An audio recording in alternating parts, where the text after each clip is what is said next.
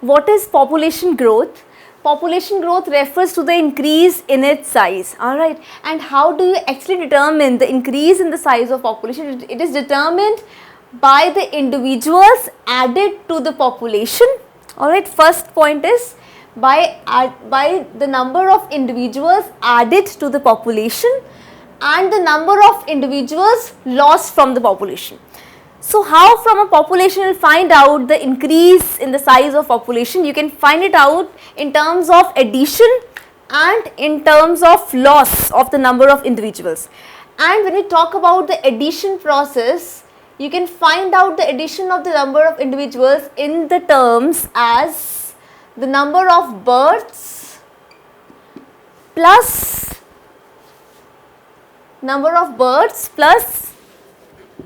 immigrants. Okay, who are immigrants? Immigrants are the individuals who are going to come or enter into a country or a region permanently. Okay, so they are known as immigrants. So you can find out the addition in terms of births plus immigrants. And when you find out the number of lost individuals, you can find it out in terms of the number of deaths plus emigrants. Okay, emigrants are the individuals who have permanently left a region, a state or a country. Okay, so I can give you an example of immigrants and emigrants. For example, if we talk about immigrants, many people from Nepal and China, they come to India and settle over here. So they are going to be the immigrants and they are going to add on to the population size. Okay, they are going to lead to the addition of the number of individuals into a particular region's population.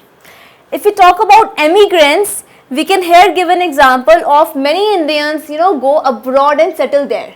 So they are emigrants because now they have left the country. So they will actually come under this lost number of individuals, that is deaths plus emigrants. So how can you determine the population size? You can determine by determining the number of individuals added to the population. In which sense? In the sense of births and immigrants. And you can count this individuals who are lost from the population in terms of deaths plus immigrants. Okay, so remember, if we talk about the term immigrants and the emigrants, immigration means the entry of the individuals from some other state, from some other region, from some other country, and emigrants means permanent departure of the individuals from a region, from a state or from a country. Next we will move on to the population growth forms. Okay, what are these population growth forms? Our populations have characteristic patterns of growth with time. So these patterns, which we'll study in the form of growth curves, is very important topic from the examination point of view also. So what are these growth curves? Remember that we are studying growth curves which are a part of population growth forms, and these growth curves are the mathematical expression of the growth of a population from its beginning till it stabilizes. Okay, so you can say from initial state to the stabilized state. This is how a population growth curve is formed.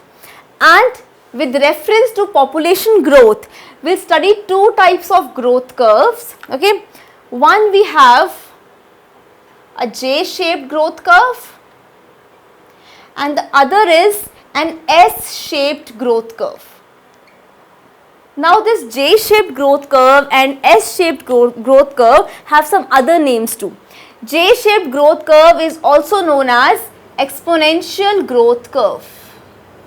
Okay, J-shaped growth curve is also known as exponential growth curve, and S-shaped growth curve is also known as sigmoid growth curve. Remember these two different names for J-shaped growth curve and S-shaped growth curve. J-shaped growth curve is also known as exponential growth curve, and S-shaped growth curve is also known as sigmoid growth curve. Now let us recall what we have done.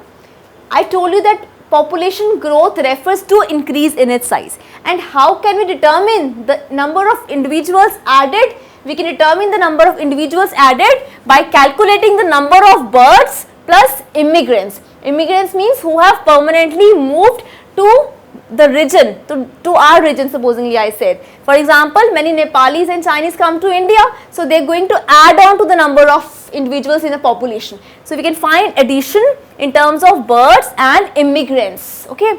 And when we talk about lost individuals, you can find this number in terms of deaths and emigrants, okay, who have permanently departed from a region or from a country. And populations have characteristic patterns of growth, and we'll actually study these patterns in the form of growth curves, and these growth curves are mathematical expression of the growth of a population from the beginning till it stabilizes, okay, till its final point. And then we'll be studying two types of growth curve, J-shaped growth curve and S-shaped growth curve. J-shaped growth curve is also known as exponential growth curve, and S-shaped growth curve is also known as a sigmoid growth curve, okay. So we'll be starting with J-shaped growth curve, that is exponential growth curve firstly, okay. As I told you that J-shaped growth curve is also known as exponential growth curve. So this exponential growth curve is represented in this manner, as you can see in this image.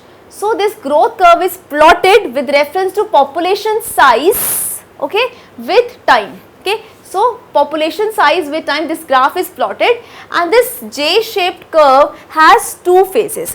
One is the lag phase.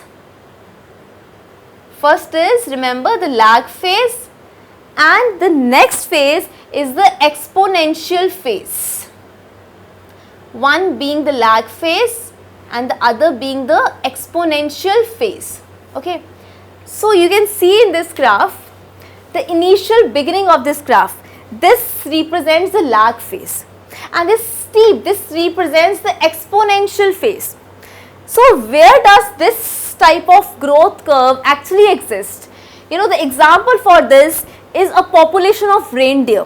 When a population of reindeer is actually living in its natural habitat with no predators and plenty of food available, so the reindeer population is going to show a J-shaped growth curve. So remember that a J-shaped growth curve has two phases only. One is the lag phase and the other is exponential phase. What happens in the lag phase? As the reindeer population is being added, so it is going to adapt to the changing environmental conditions. So the lag phase means the phase in which the reindeer is going to adapt itself to the environment, okay. There is no growth at such a pace like in the exponential phase you will see. So there is no such growth because this is the adaptation time. The reindeer is going to take time to adapt the environmental conditions. After it has adapted those environmental conditions, okay, then what is going to happen? There is going to be an exponential phase, this rapid growth phase, as you can see. Why this exponential growth phase? Because there is plenty of food, I told you, no predators, and plenty of food means rapid growth. So this rapid growth is represented in the form of an exponential phase, okay.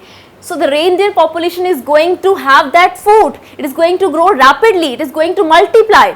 But since the food will be less at a specific time because the population is increasing, and after some time the food shortage will be there. So what is going to happen? This will lead to finally the mortality of the population, the death of certain individuals in the population, because the food is now going to become scarce. This is how a J-shaped growth curve actually is represented in the form of two phases. Remember, one is the lag phase and other is the exponential phase. What happens in the lag phase? In the lag phase, the reindeer population is just adapting to the changing environmental conditions. And what is happening in the exponential phase? Once the reindeer population is adapted to the changing environmental conditions, what is going to happen? There is going to be rapid growth, as you can see. And this rapid growth is marked by this curve, you can see, okay. So what is going to happen? There will be exponential growth rate over here. But after some time, as the food will be scarce, food shortage will be there, what is going to happen? The population will show mortality. This is how J-shaped growth curve actually is represented. What are the examples you will cite here? First, I told you that it is in the case of reindeer, algal blooms and some insects. So these examples you can cite in the case of J-shaped growth curve.